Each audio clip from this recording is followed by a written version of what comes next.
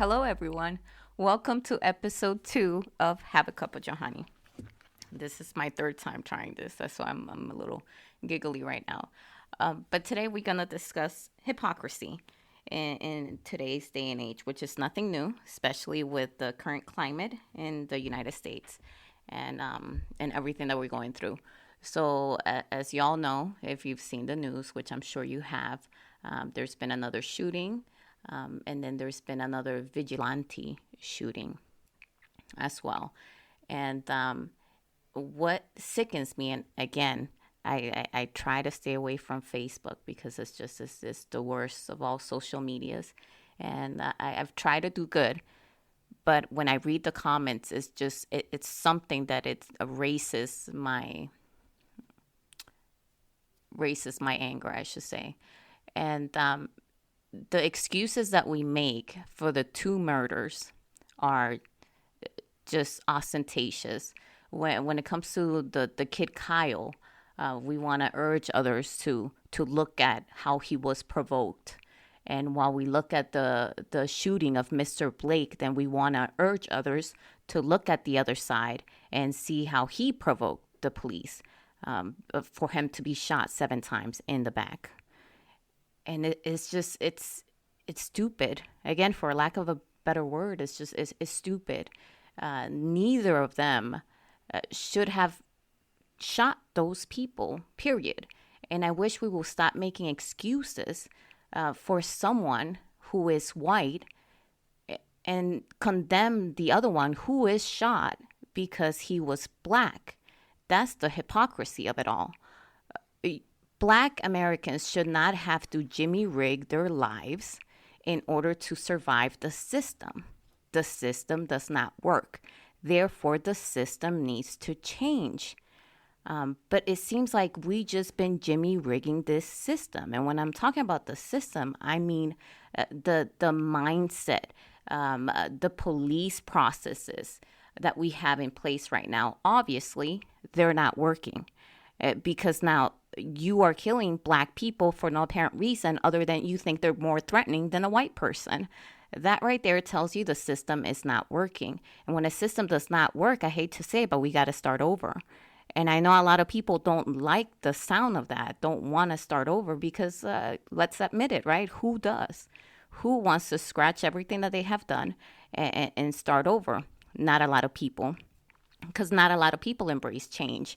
Unfortunately, we need change, drastic change right now for things to turn around and become different. And let me tell you a story. So once I was working at NATO, and we had this system in place, and it was a logistical system to keep track of parts. And it was my turn to learn the system as a new person in this company. And I came around the system. It didn't work.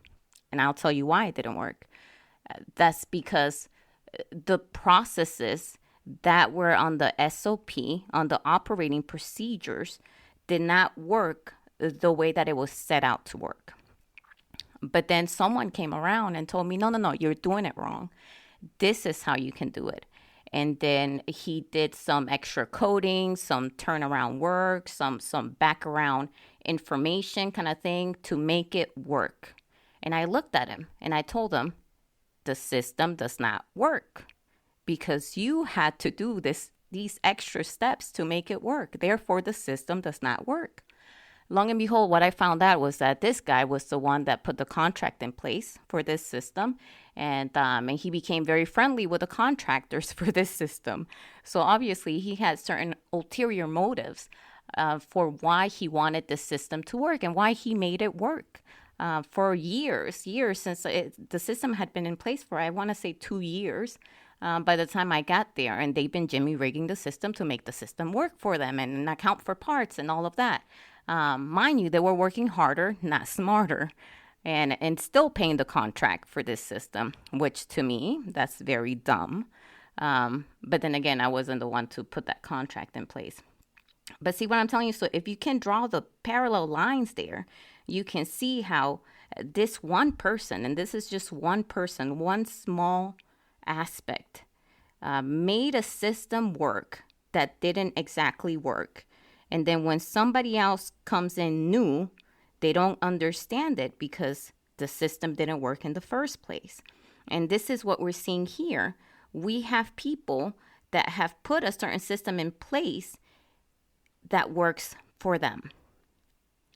And they have invested time and resources into the system, into the police processes of policing American citizens. And they haven't admitted the fact that it doesn't work. And instead we want to say, let's reform it. Let's put more cameras. Let's do this. But obviously that has not worked. So then what is the next step? To make a new system that works for everyone. Because this is no longer the Jim Crow time. This is no longer the early 1900s, late 1800s, right?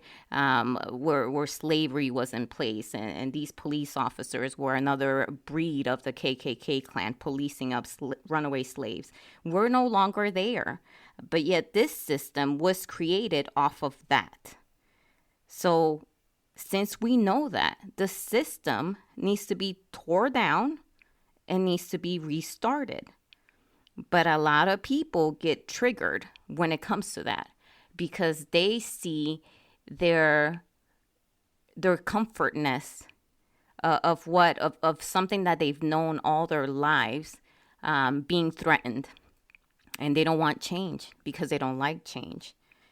Because they feel that now they will no longer be on top. They will no longer be the ones to profit from the system because they made the system to profit them. So those are my 2 cents when it comes to the hypocrisy of it all.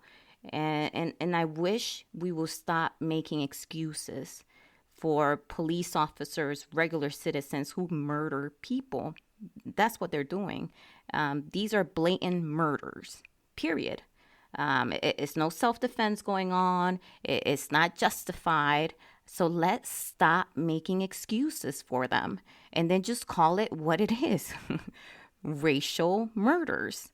That's all it is to it. But we tiptoe around this issue and we don't even want to say the race word or racism and stuff like that, or we're sick of hearing it. Well, guess what, dude or dudette? It's been here all along. So just because you're sick of it, does not mean that it will go away. It's still here. You just happen to be listening to it because now it's more, the technology has made it so that more people can hear it, can see it. But we got to make this change, and we got to stop making excuses because that is just, Black people should not have to jimmy rig their lives. The system doesn't work. The system needs to change. But yeah. Thank you for listening. That has just been heavy on my heart. And I hope you stop by for the 3rd episode next week. Let me know in the comments if there's something that you want me to talk about, or there's something that I miss, or you may want to add your 2 cents in. I will be more than happy to know what your 2 cents are or is. English is my second language, by the way. But what I would say is that I don't pay attention to trolls, and I am allergic to rudeness and disrespect. And I will call it like it is, and I will give you the same energy you gave me. All right, other than that, have a wonderful day, dudes and dudettes, and I will see you on the next episode of Have a Cup of Johanny. All right, bye.